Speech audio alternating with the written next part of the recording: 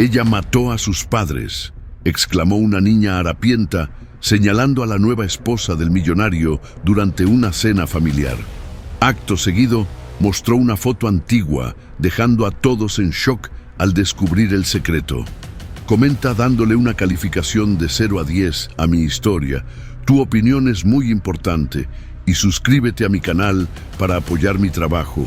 Cuento con tu ayuda.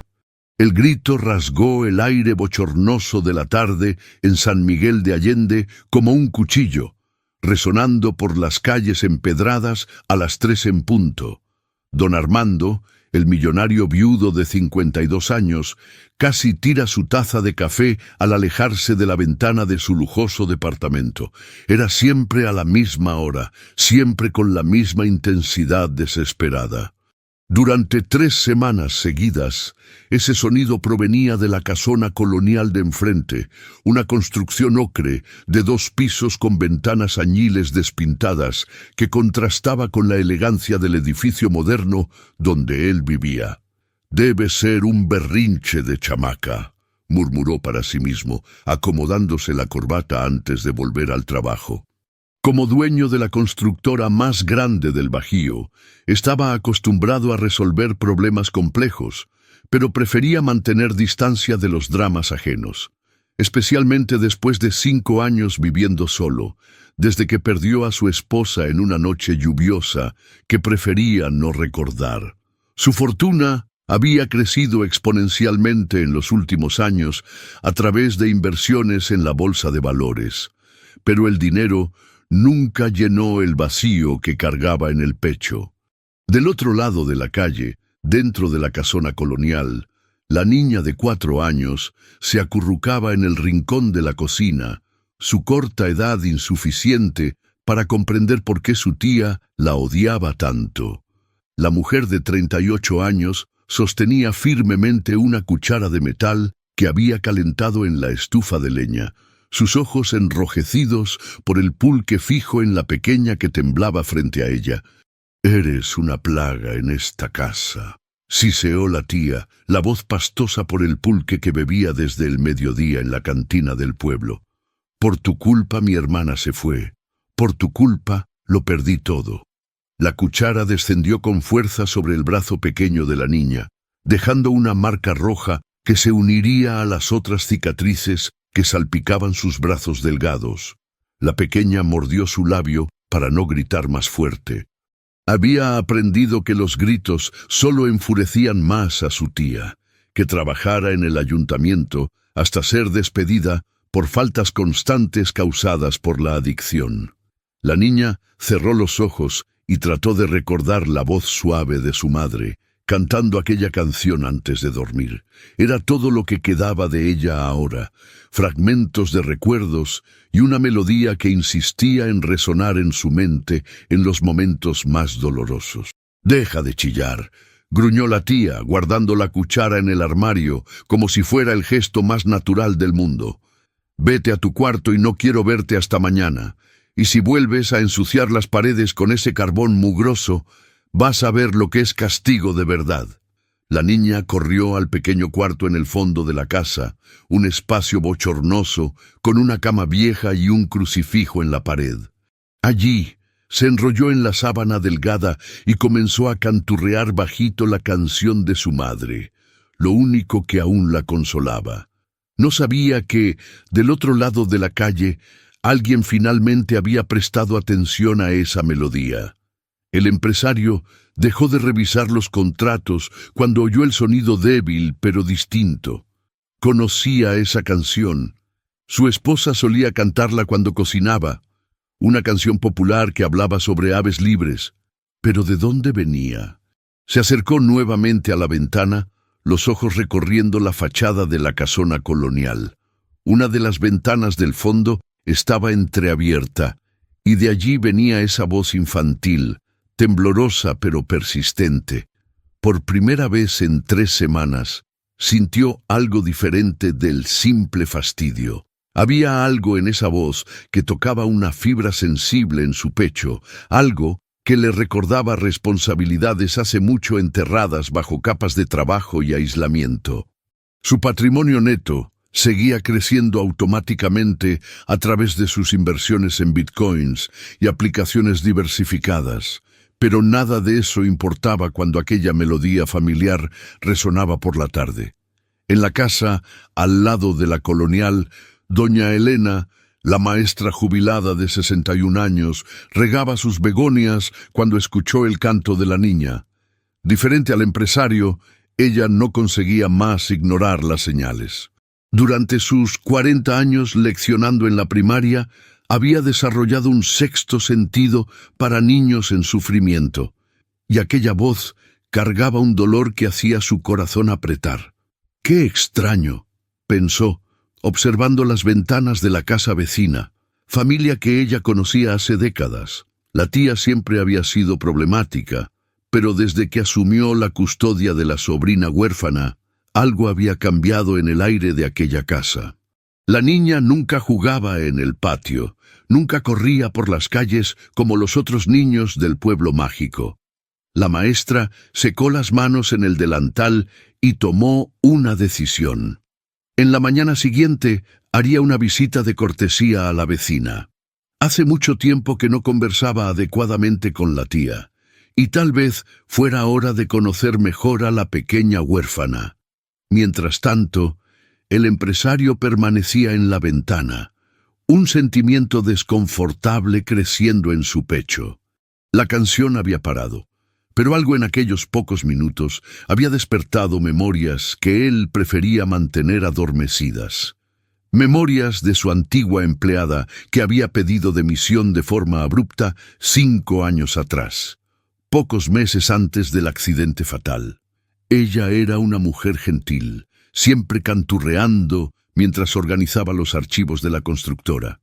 Entonces, de repente, había simplemente desaparecido de la vida de él, dejando solo una carta de dimisión formal y muchas preguntas sin respuesta. Nunca más había pensado en ella, hasta oír aquella canción familiar resonando de una casa donde una niña parecía sufrir en silencio. El sol comenzaba a ponerse sobre las montañas cuando la niña finalmente se durmió, exhausta por el dolor y el miedo. Sus pequeños dedos apretaban la sábana, y en sus sueños ella volaba como los pájaros que dibujaba secretamente en las paredes de la cocina con pedazos de carbón encontrados en el patio. Del otro lado de la calle, el millonario cerró las cortinas e intentó volver al trabajo, pero no conseguía concentrarse. Algo había cambiado en aquella tarde, algo que él aún no comprendía completamente. Por primera vez en años, sentía que tal vez fuera hora de prestar atención en lo que acontecía más allá de sus propias ventanas. La noche cayó sobre San Miguel de Allende, pero el eco de aquella canción infantil continuaba resonando en la mente de un hombre que había pasado 5 años huyendo de sus responsabilidades y de una maestra jubilada que nunca consiguiera ignorar el sufrimiento de un niño. Ninguno de los dos imaginaba que aquella melodía sería el hilo conductor que desvelaría secretos enterrados hace años, cambiando para siempre el destino de la pequeña huérfana que cantaba sola en la oscuridad. La mañana siguiente trajo consigo el aroma de pan fresco de las panaderías locales y el movimiento típico del pueblo mágico despertando para un día más. Doña Elena vistió su mejor vestido floral y peinó los cabellos canosos con cuidado extra. Había algo en la voz de aquella niña que no la dejaba en paz, un eco de desesperanza que reconocía de sus años como educadora. A las 9 en punto, ella tocó la puerta de la casona colonial.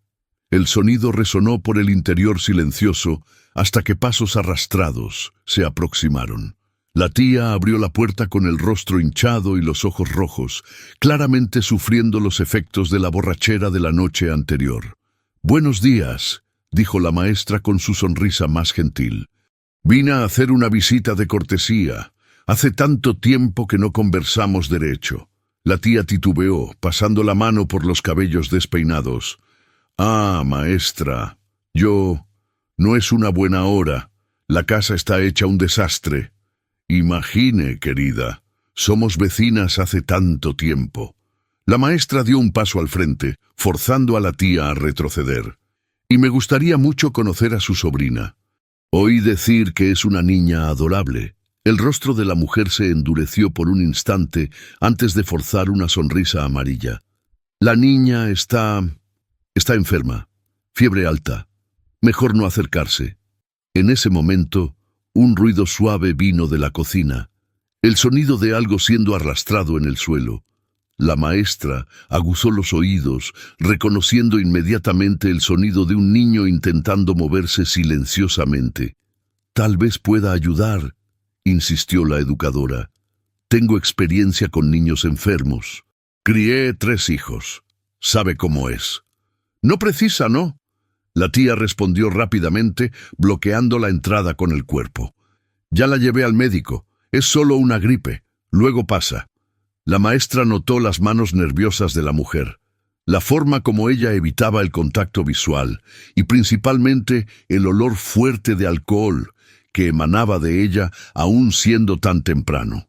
Todos los signos que había aprendido a reconocer durante décadas lidiando con familias problemáticas. Del otro lado de la calle, don Armando observaba la escena de su ventana mientras tomaba el desayuno. Había despertado más temprano que lo normal, perturbado por sueños confusos, donde la voz de una niña se mezclaba con memorias de su antigua empleada. Cuando vio a la maestra en la puerta de la casona colonial, una curiosidad extraña lo invadió. La educadora finalmente se despidió de la tía, pero no sin antes lanzar una mirada investigativa para el interior de la casa. Había algo profundamente errado allí, y su experiencia le decía que un niño estaba sufriendo. Mientras caminaba de vuelta para su casa, decidió que precisaba encontrar una forma de verificar sus sospechas. Dentro de la casona colonial, la tía cerró la puerta con fuerza y se dirigió a la cocina, donde encontró a la niña agachada detrás de la mesa, intentando esconderse. La pequeña había intentado alcanzar un vaso de agua del fregadero, pero su altura no permitía, y ella había tirado una silla en el proceso. «¿Yo no le dije que se quedara en el cuarto?», gruñó la mujer, la irritación intensificada por la resaca y por la visita inesperada. «Yo estaba con sede, tía», murmuró la niña, los ojos grandes fijos en el suelo. «¿Sede?». La tía rió con amargura. «¿Usted quiere agua? Entonces va a buscar en el patio. Y ya que le gusta tanto hacer ruido, puede quedarse allá afuera hasta que yo decida que puede entrar». La niña salió para el pequeño patio del fondo, un espacio cercado por muros altos y dominado por un único árbol de mango. Allí, ella se sentó en la tierra y comenzó a dibujar con un pedazo de carbón que había encontrado cerca de la estufa de leña. Eran siempre pájaros, pequeños, grandes, algunos volando, otros posados en ramas imaginarias. Cada trazo representaba su sueño de libertad, de volar para lejos de aquella casa donde el dolor era su única compañía constante. Las horas pasaban lentamente. La tía había cerrado la puerta del fondo, dejando a la niña en el patio bajo el sol fuerte del mediodía. La pequeña comenzó a sentirse mareada, pero sabía que tocar en la puerta solo resultaría en más castigo. Entonces comenzó a cantar bajito la canción de su madre, la melodía siendo su única fuente de confort. Fue esa melodía que llegó a los oídos del empresario nuevamente. De esta vez, él no consiguió ignorar. Había algo familiar de más en aquella voz, en aquella canción específica. Tomó su celular y casi sin pensar comenzó a grabar. No sabía exactamente por qué, pero un instinto le decía que podría precisar de aquella evidencia. Mientras grababa, fragmentos de memorias comenzaron a encajar en su mente. Su antigua empleada canturreaba aquella misma canción mientras trabajaba. La mujer que había sido una empleada ejemplar hasta desaparecer abruptamente. La mujer que siempre hablaba con cariño sobre su hija pequeña, una niña de nombre... «Es ella», murmuró el empresario. el celular temblando en sus manos. La hija de su antigua empleada se llamaba exactamente como la niña que vivía en la casa enfrente. La realización lo atingió como un golpe en el estómago. La niña que sufría en la casona colonial era hija de la mujer gentil que había trabajado para él por 3 años antes de simplemente desaparecer. ¿Cómo no había hecho esa conexión antes? El millonario guardó el celular y comenzó a caminar de un lado para otro en su departamento. Recordaba vagamente de su empleada, mencionando problemas familiares, una hermana con quien no se llevaba bien, dificultades financieras. Pero él estaba tan absorbido en sus propios problemas en la época, los conflictos crecientes con su esposa, los problemas en la empresa, que no había prestado la debida atención. Ahora, 5 años después, la hija de la mujer estaba del otro lado de la calle y por los sonidos que venían de aquella casa no estaba en una situación buena. La culpa que cargaba por la pérdida de la esposa se multiplicó, incluyendo ahora el arrepentimiento por no haber ayudado a su empleada cuando ella claramente precisaba. A las 3 de la tarde, puntualmente, los gritos recomenzaron. De esta vez, el empresario no se alejó de la ventana. Observó con horror creciente mientras a través de la ventana de la cocina de la casona colonial veía una silueta femenina moviéndose de forma agresiva. Tomó su celular nuevamente y comenzó a grabar, de esta vez con más determinación. Lo que vio a través de la tela del celular lo dejó nauseado. La tía sostenía algo en las manos, parecía ser un utensilio de cocina, y gesticulaba violentamente en la dirección de una figura pequeña que él mal conseguía distinguir. Los gritos de la niña hacían eco por la tarde, y de esta vez el hombre no consiguió fingir que eran solo berrinches infantiles. Cuando el silencio retornó, él permaneció en la ventana por más algunos minutos, el corazón latiendo fuerte en el pecho. Había acabado de testimoniar algo que cambiaría todo. La pregunta ahora era, ¿qué haría con esa información? Su riqueza acumulada a través de años de trabajo arduo e inversiones inteligentes nunca había pesado tanto en su conciencia. Todos aquellos dólares y euros en sus cuentas bancarias, todos los lucros y dividendos que recibía mensualmente, todo el capital que había construido, nada de eso importaba si él no conseguía usar sus recursos para ayudar a una niña que claramente precisaba. En aquella noche, la niña durmió en el suelo del patio, donde la tía la había dejado como castigo por hacer mucho ruido durante la tarde. La pequeña se enrolló en su propia camiseta y miró para las estrellas a través de las ramas del árbol de mango. En su mente de 4 años, ella hizo un pedido silencioso para su madre, donde quiera que estuviese, que alguien, cualquier persona, la sacase de aquel lugar de dolor.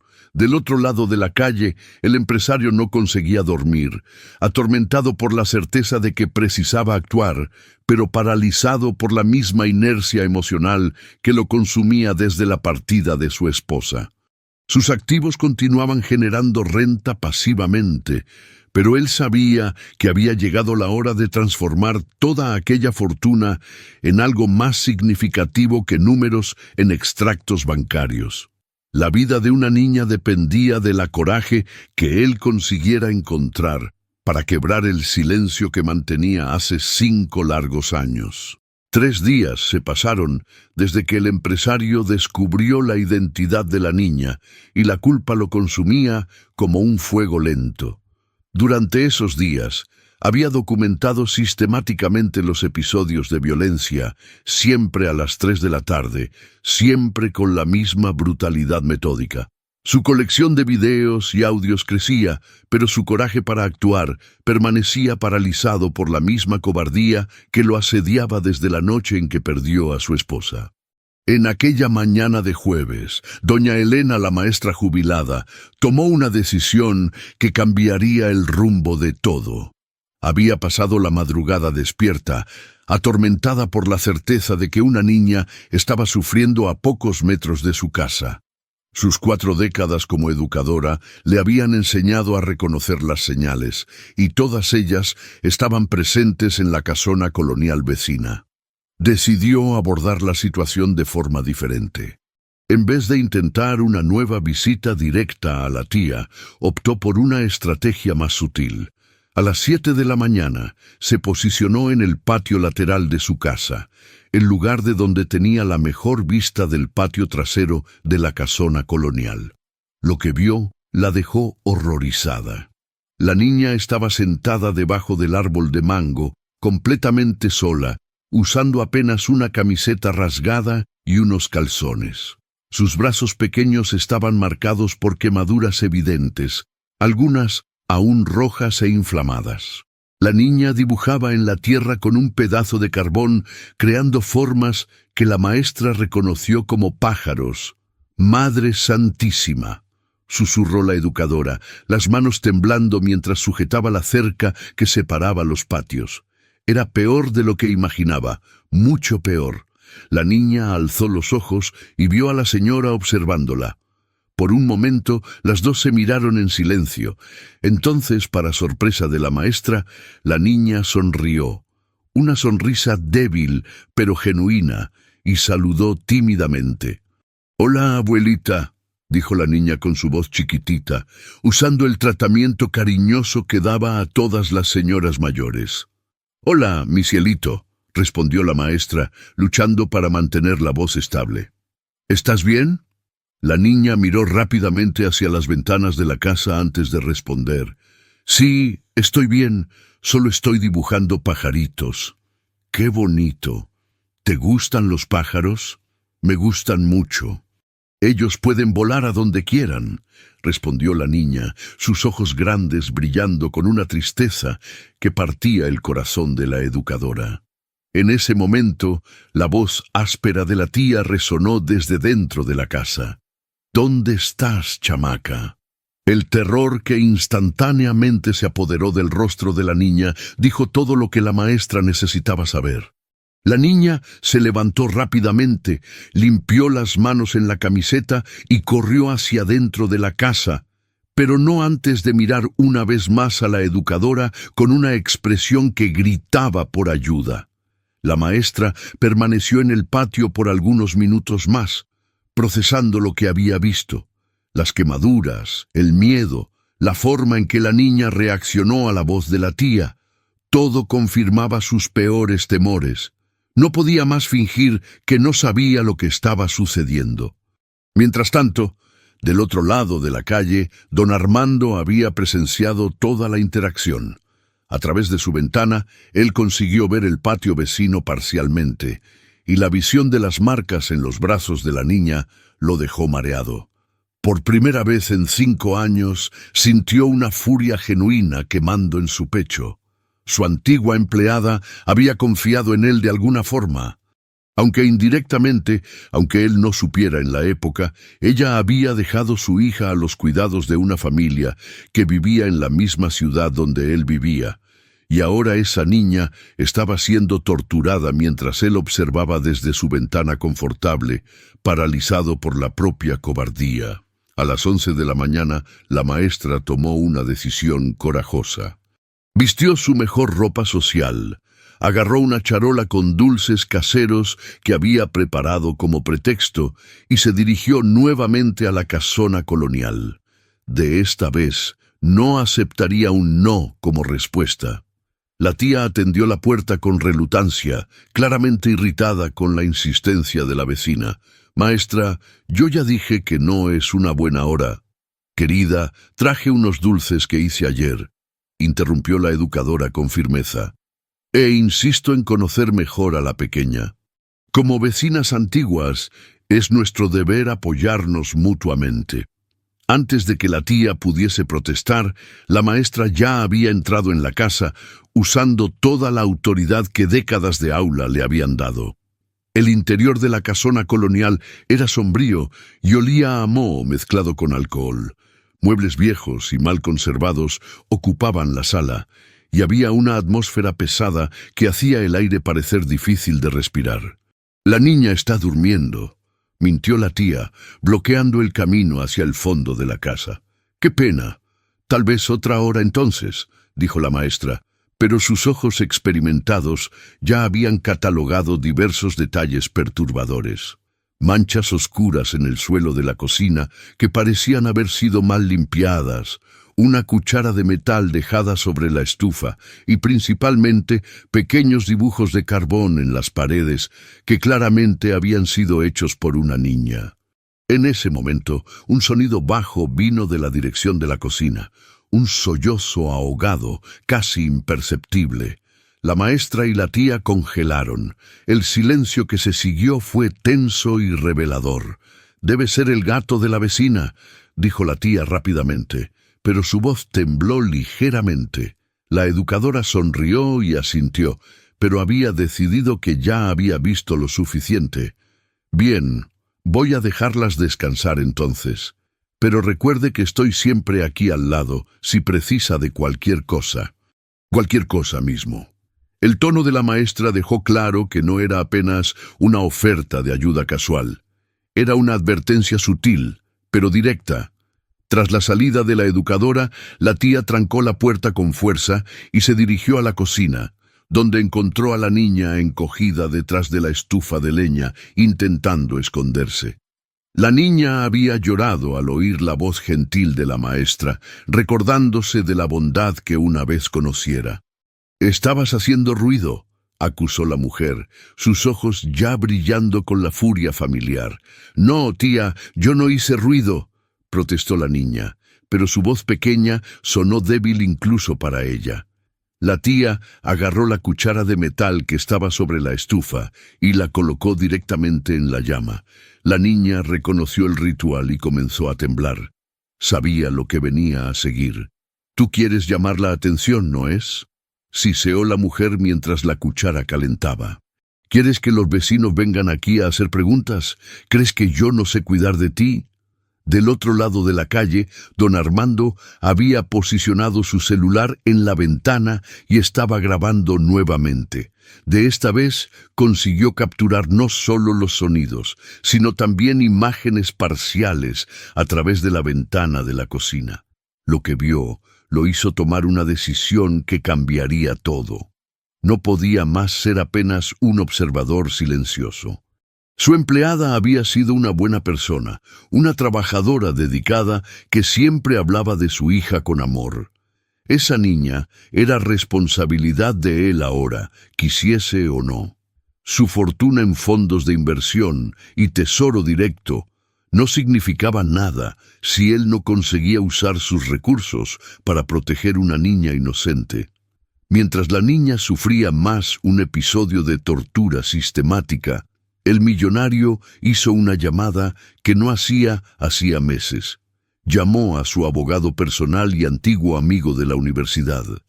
«Preciso de su ayuda con una situación delicada», dijo él, observando por la ventana mientras los gritos de la niña hacían eco por la tarde. «Es sobre una niña, y creo que puede ser una cuestión de vida». Su voz cargaba una determinación que no sentía hacía años. Por mucho tiempo había usado su riqueza apenas para acumular más capital, invirtiendo en bitcoins y criptomonedas, diversificando su patrimonio sin propósito real. Pero ahora, por primera vez desde la partida de su esposa, tenía un motivo genuino para transformar sus activos en acción concreta. En aquella noche, después de que la tía se durmió embriagada en el sofá de la sala, la niña consiguió salir silenciosamente para el patio. Sus nuevas quemaduras ardían, pero el dolor físico era menor que el dolor en su corazón. Se sentó debajo del árbol de mango y miró para las estrellas, canturreando bajito la canción de su madre. Lo que ella no sabía era que por primera vez en meses alguien estaba verdaderamente prestando atención en su sufrimiento, y que en los próximos días su vida cambiaría de formas que ella ni conseguía imaginar. El empresario permaneció despierto toda la noche, planeando cada paso de una operación que colocaría todo su patrimonio líquido a servicio de una causa que finalmente daba sentido a su fortuna acumulada a lo largo de décadas de trabajo incansable.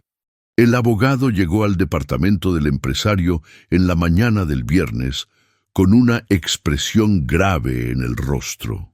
Los dos hombres habían sido compañeros en la universidad hacía casi 3 décadas, y el jurista conocía bien el aislamiento emocional que su amigo había construido tras la pérdida de la esposa. Por eso, la llamada urgente de la noche anterior lo había sorprendido tanto. «Necesito que usted me cuente exactamente lo que está aconteciendo», dijo el abogado, sentándose en la sala amplia del departamento. «Usted habló sobre una niña en peligro, pero preciso de detalles». El millonario sirvió café y se posicionó próximo a la ventana, el local que se había tornado su obsesión en los últimos días. «La niña que vive en la casa enfrente es hija de una antigua empleada mía. Ella está siendo maltratada por la tía que cuida de ella». «¿Maltratada cómo?», preguntó el abogado sacando un bloco de anotaciones de la carpeta. «Quemaduras, gritos diarios, negligencia». El empresario hizo una pausa, luchando con las palabras. «Tengo grabaciones, evidencias de lo que está aconteciendo». El jurista quedó en silencio por un momento, procesando la información. «Eso es muy serio. Si usted tiene evidencias de abuso infantil, precisa entrar en contacto con las autoridades competentes inmediatamente». «Lo sé», respondió el empresario pasando las manos por el rostro. «Pero hay algo más. Mi antigua empleada trabajó para mí por 3 años. Ella salió abruptamente en 2019, pocos meses antes del accidente con mi esposa. Nunca entendí por qué, pero ahora usted se siente responsable», completó el abogado, comprendiendo la complejidad emocional de la situación. El millonario asintió. «Si yo hubiese prestado más atención en la época, tal vez podría haber ayudado. Tal vez ella no hubiese precisado dejar la hija con esa mujer». En ese momento, el sonido familiar de los gritos hizo eco desde la casa enfrente, incluso siendo apenas las 9 de la mañana. Ambos los hombres se viraron para la ventana, y el abogado pudo ver la expresión de angustia en el rostro de su amigo. «¿Eso acontece todo día?», preguntó él, horrorizado. «A las 3 de la tarde, religiosamente, pero a veces también en otros horarios», respondió el empresario agarrando su celular. «¿Quiere ver las grabaciones?». El abogado asistió a los videos en silencio creciente, su rostro empalideciendo a cada escena. Como jurista especializado en derecho de familia, había visto muchos casos de abuso infantil, pero algo en la sistematización de aquella violencia lo perturbó profundamente. «No podemos esperar más. Preciso que usted me dé todas esas grabaciones hoy mismo. Voy a entrar en contacto con el Consejo Tutelar y con el Ministerio Público. Esa niña precisa ser retirada de esa casa inmediatamente». Mientras los dos hombres planeaban la intervención, del otro lado de la calle, la niña vivía más un día de terror. La tía había despertado con una resaca particularmente severa y descubierto que no había más alcohol en casa. Su irritación se multiplicó cuando encontró nuevos dibujos de pájaros que la niña había hecho en la pared de la cocina durante la madrugada. «¿Cuántas veces preciso decirte para no ensuciar las paredes?», gritó la mujer, sujetando a la niña por el brazo con fuerza suficiente para dejar marcas. «Eres una plaga, una maldición en esta casa». La niña intentó explicarse, decir que había soñado con su madre y que los dibujos la hacían sentirse menos sola, pero las palabras se perdieron en sollozos. A los 4 años, ella aún no comprendía completamente por qué su tía la odiaba tanto, por qué cada día traía nueva dolor. «Vas a quedar trancada en el cuarto hasta que yo decida lo que hacer contigo», continuó la tía, empujando a la niña por el corredor. «Y si yo oír un ruido siquiera, vas a conocer un castigo que nunca experimentaste antes». El cuarto donde la niña fue trancada era pequeño y sofocante, con apenas una ventana alta que ella no conseguía alcanzar. Allí, ella se encogió en el rincón y comenzó a cantar bajito la canción de su madre, la melodía siendo su única fuente de confort en un mundo que parecía haber olvidado que ella existía. Fue esa canción que doña Elena, la maestra jubilada, oyó cuando pasó por la casa vecina camino al mercado. La educadora había pasado la noche entera pensando en la conversación con la niña en el patio, en las marcas que viera en los brazos de la niña, en la atmósfera de miedo que permeaba aquella casa. La maestra paró frente al portón y quedó oyendo. La voz de la niña era fraca, pero cargada de una tristeza que hizo el corazón de la educadora partirse. En aquel momento, ella tomó una decisión que cambiaría todo. En vez de ir al mercado, la maestra se dirigió directamente al centro del pueblo mágico, donde quedaba el pequeño escritorio del consejo tutelar. Conocía bien a la consejera, una exalumna suya que se había dedicado a la protección de niños vulnerables. «Preciso hablar con usted sobre una situación muy grave», dijo la maestra, entrando en el escritorio sin ceremonia. La consejera alzó los ojos de los papeles que estaba analizando. «Maestra, qué bueno verla. Lo que la trae aquí hoy. Un niño en peligro. Mi vecina. Estoy segura de que está siendo maltratada». La joven se enderezó en la silla, su expresión tornándose inmediatamente seria. Durante sus 5 años como consejera tutelar, había aprendido a reconocer cuando una denuncia era seria, y la maestra no era el tipo de persona que haría acusaciones livianas. «Cuénteme todo», dijo la consejera agarrando una ficha de denuncia.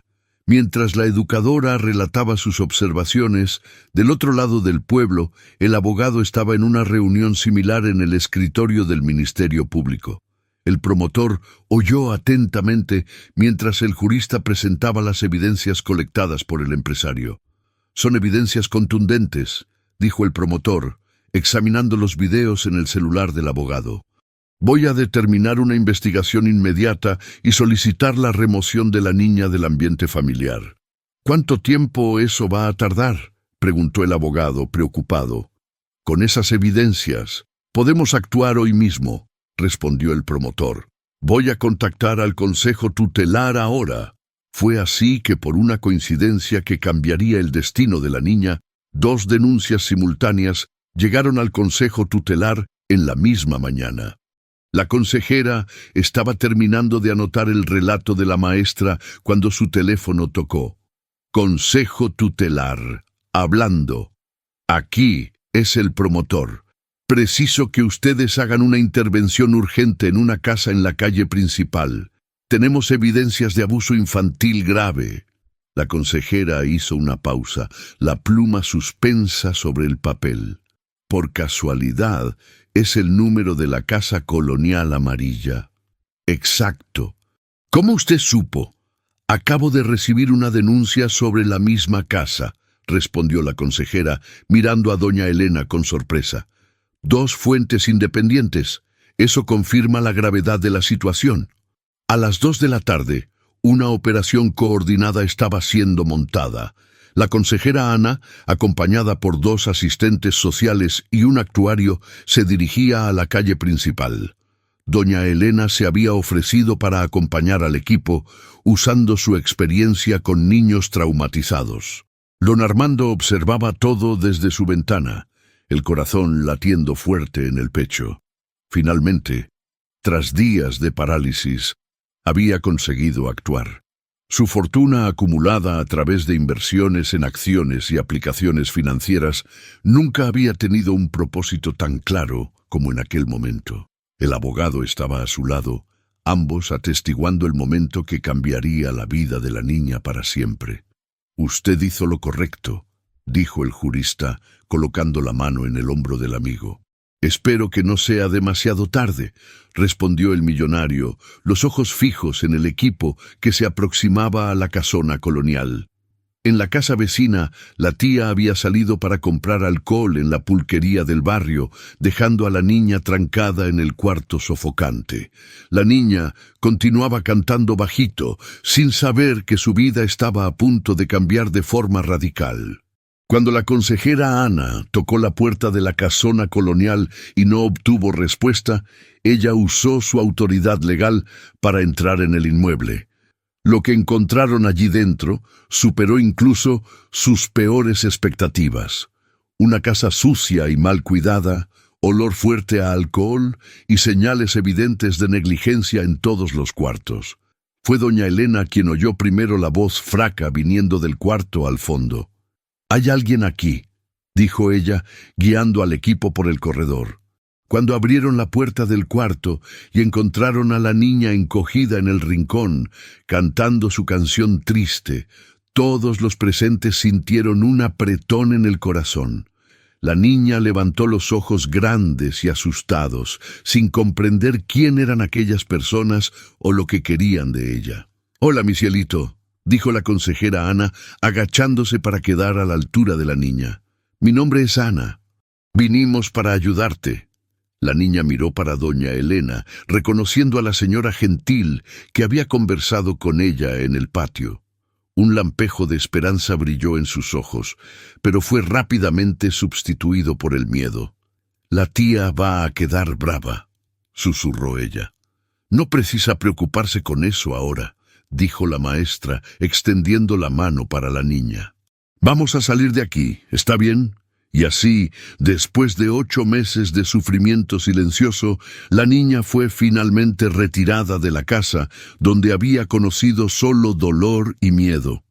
Del otro lado de la calle, don Armando observaba a través de la ventana, lágrimas corriendo por su rostro por primera vez en 5 años.